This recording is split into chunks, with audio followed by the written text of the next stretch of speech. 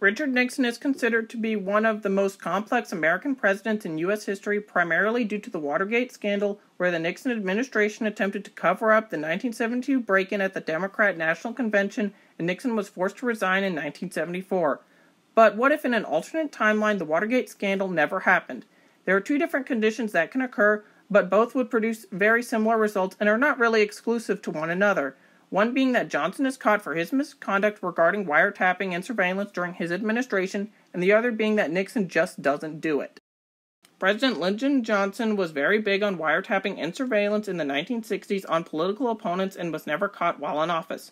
One notable example is how in the 1964 presidential election during the DNC, Johnson feared that the delegates might draft Robert Kennedy onto his ticket to be his vice presidential nominee, but the two really hated each other. Johnson then ordered the FBI to monitor Kennedy's contacts and actions at the convention and make sure that Kennedy did not speak until after Hubert Humphrey had been nominated as his running mate. In this alternate timeline, we can just have this action alone be linked to the public in 1968 so Johnson finishes his term and Nixon still wins with everything else unchanged to keep the scenario as close to our timeline as possible. Before I go into the second condition of Nixon just not covering up the Watergate break-in or the break-in just not happening, I have to talk about the Vietnam War. Since 1968 and the Tet Offensive, the American public no longer had a favorable view of the war in Vietnam, and it was increasingly becoming unpopular, and people were very outspoken about this. The war's unpopularity led to Nixon fearing losing the re-election campaign in 1972, which made him make some not-so-great choices. But a lot of that fear was misplaced as Nixon won a massive landslide in the election. Therefore, in this alternate timeline, the election of 1972 will see continued withdrawal from Vietnam like in our timeline, but one key difference will be that a lot of the loud minority will have to be not so outspoken about being anti-war and demanding full withdrawal at the time. Nixon will not have any fears of losing re-election and still wins in a landslide supermajority victory in 1972. That, with or without having Johnson getting caught, will definitely result in no Watergate. Now that Nixon has won re-election and doesn't have Watergate, what will happen in the rest of his term? Let's start with Vietnam after the Paris Peace Conference. During the Vietnam War, Nixon adopted the, quote, madman mentality where he intended to make the North Vietnamese leadership believe that he would relentlessly attack them and possibly act irrationally against them.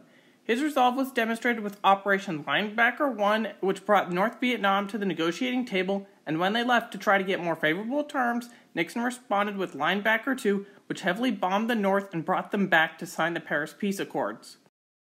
With that in mind, how would U.S. relations with North Vietnam go in the rest of Nixon's term as president, and what would things be like for South Vietnam? In our timeline, the North Vietnamese had launched the Battle of Phu Long in December of 1974, which also was meant to test the credibility of Nixon's promise to retaliate against the North if they were attacking the South. Additionally, this battle was meant to test combat readiness and to solve the North Vietnamese's own logistics issues. In our timeline, Ford did not retaliate and North Vietnam launched the 1975 Spring Offensive. In this alternate timeline, Nixon would most likely respond with bombing actions against North Vietnam.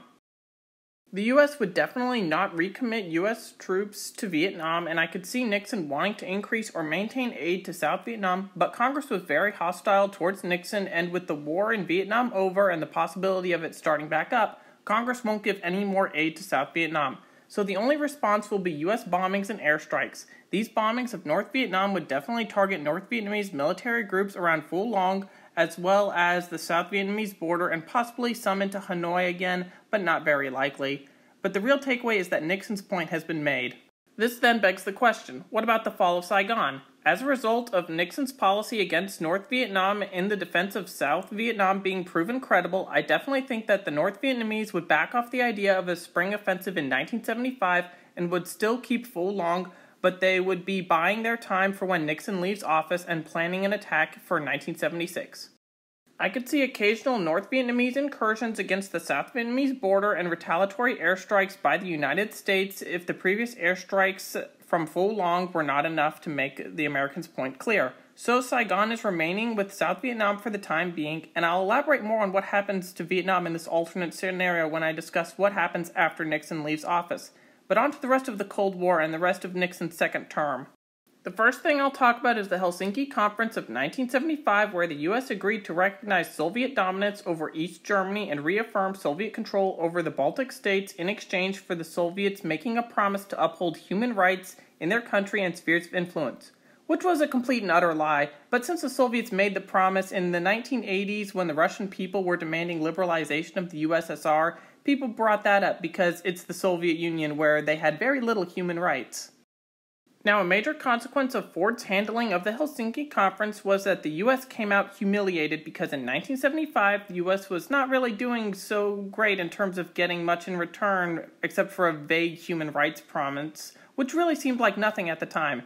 It left the Soviets feeling an international high where they decided to send troops into quite a few African states to spread communism with Cuba, and therefore the Soviets supported some pretty nasty regimes such as Mengistu's Ethiopia. Now, in this alternate timeline, Nixon leads the Helsinki Conference instead of Ford and reaffirms détente, but would ensure that the Soviets don't come out looking like the best of the best, so Soviet military intervention in Africa would be decreased, although it would not be ending altogether. As far as how things go on a case-by-case basis, such as Angola, Mozambique, Ethiopia, Somalia, etc., I can't make accurate predictions on what happens there with alternate Soviet interventions in this video.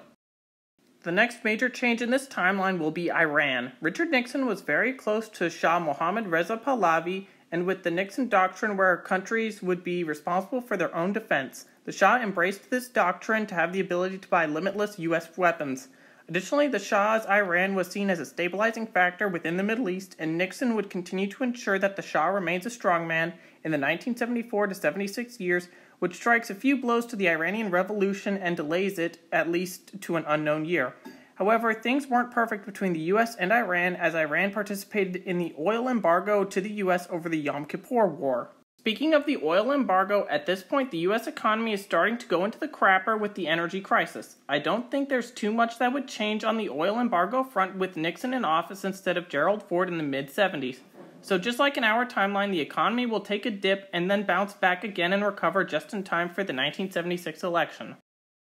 But back to discussing Iran, the Iran-Iraq War will not happen as we know it with the Shah in power for a longer period of time, as Saddam Hussein invaded Iran in 1980 due to perceiving Iran as being a weak and disoriented state after the Iranian Revolution of 1978 and 1979. In this alternate timeline with the Iranian Revolution being delayed to an unknown time, the Iran-Iraq War will definitely also be delayed until whenever the revolution happens, and depending on how that alternate war goes, there may or may not even be a Gulf War or even a later 2003 Iraq War. But that would all be impossible to determine and depend on how a ton of changed factors go. Nixon's legacy leaving office will be pretty positive in this alternate timeline. Just like in our timeline, he will have been the president who ended the Vietnam War, accomplished some major de-escalation treaties and détente with the Soviet Union, and opened up China to the Western world while turning them away from the Soviet Union. Main factors that he has changed compared to our timeline without his knowledge will be delaying the Iranian Revolution and pushing back a lot of Middle Eastern crisis situations. He's also decreased how rampant the Soviets will run around Africa, where they would have supported some pretty terrible regimes. This then brings up the 1976 election. This election will most likely go Republican, as in our timeline, Gerald Ford barely lost the election to Jimmy Carter despite having been Nixon's vice president and pardoning Nixon for the Watergate scandal. Additionally, Ford had a pretty bad gaffe in the debate with Carter where he claimed that there was no Soviet domination over Eastern Europe.